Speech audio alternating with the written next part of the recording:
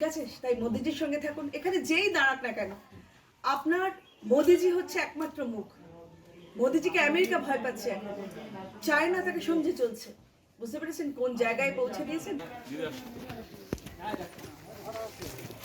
না, আমি পাপিয়া অধিকারী এসেছি আপনাদের মোদিজির একটা খোলা চিঠি দেওয়ার জন্য। আর মোদিজির এখনো অবধি করতে পেরেছেন তার একটা খতিয়ান। আর আপনাদের যদি কিছু মনে হয় লাগবে একটা সুষ্ঠু গভর্নেন্সের জন্য, নিশ্চয়ই জানাবেন, বাপাদাকে জানাবেন, এদেরকে জানাবেন।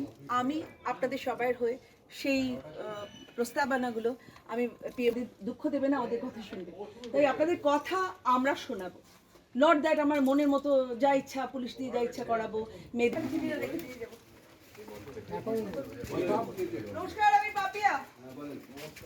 এই প্রধানমন্ত্রী একটা খোলা চিঠি দিয়েছেন আপনাদের, সেই চিঠি আর এখনো অবধি যা করতে পেরেছেন তার একটা খতিয়ান। আর আপনাদের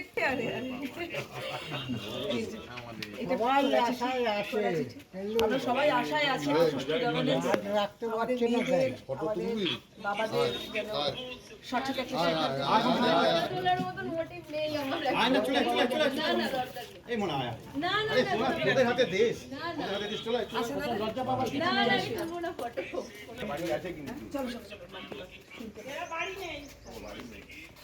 শুনতে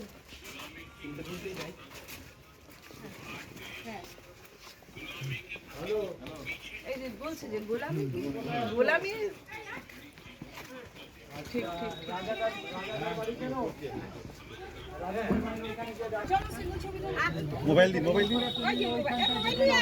এতদিন যাকেই ভোট দিয়েছো কিন্তু এখন প্রধানমন্ত্রীকে কি ভোট ফটোগুলো ভালো উঠছে। চলে যান করতে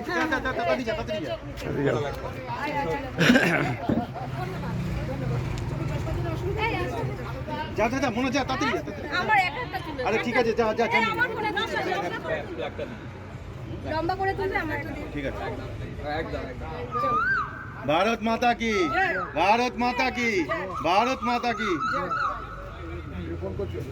এখানে চিপকাবে না, এখানে চিপকাবে না, এখানে চিপকাবে। কোথায় স্টিকার একটা স্টিকার ও হ্যালো, সাদাটা খোলো। হ্যাঁ, নবীন মঞ্চ দিয়ে সোজা চলে এসো, সোজা একদম। হ্যাঁ, সাদাটা আমার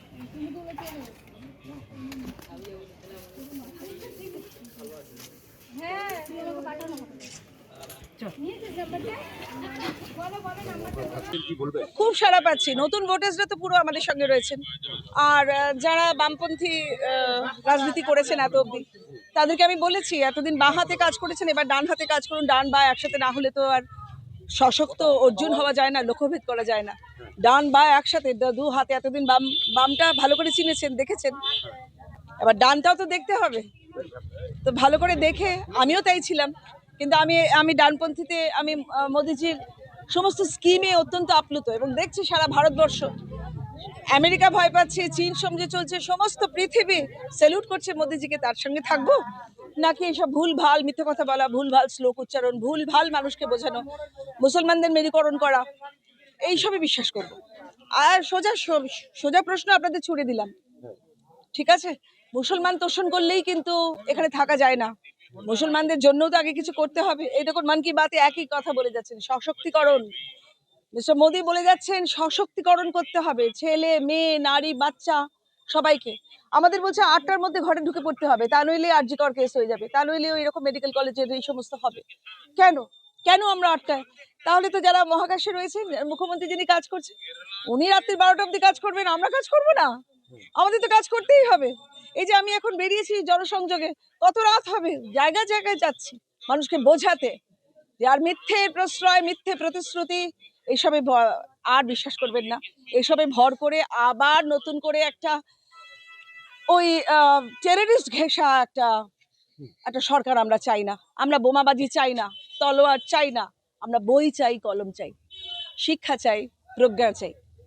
যুবসাথী প্রকল্পের মাস্টার স্ট্রোক একটা রাজ্য সরকার। না, এটা মাস্টার স্ট্রোক না। ওরা বুঝতে পেরেছে যে এটা তাদেরকে চাকরি না দিয়ে তাদেরকে ভিক্ষে দেওয়া। 1,500 টাকা ওরা নাকি গুটখা খাওয়ার জন্য, ওদেরই নেতারা বলছে গুটখা খাওয়ার জন্য নাকি এই টাকাগুলো পাওয়া যাচ্ছে, সিগারেট খাওয়ার জন্য টাকাগুলো পাওয়া যাচ্ছে। সত্যিই তো, বেকার ছেলেরা বসে আছে, সিগারেট খেতে হবে, পাউচ খেতে হবে 28 টাকার, সেই টাকাগুলো দিয়ে দিচ্ছেন যে তোমরা পাউচ টাউচ খেয়ে গজা টজা খেয়ে সিগারেট খেয়ে তোমরা একদম চুপচাপ থাকো, মা বাবাকে দেখার দরকার নেই, মা বাবা গালাগাল করবে বাইরে এসে, ওই টাকায় পাউচ খাও, কিন্তু চুপচাপ থাকো, উত্তর দিও না।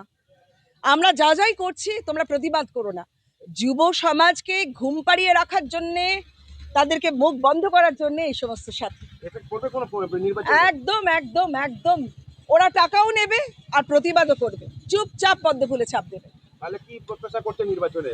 নির্বাচনে তো মোদিজি, সব কটা কেন্দ্রে মোদিজি, কে দাঁড়ালো বড় কথা নয়, মোদিজি দাঁড়িয়েছেন।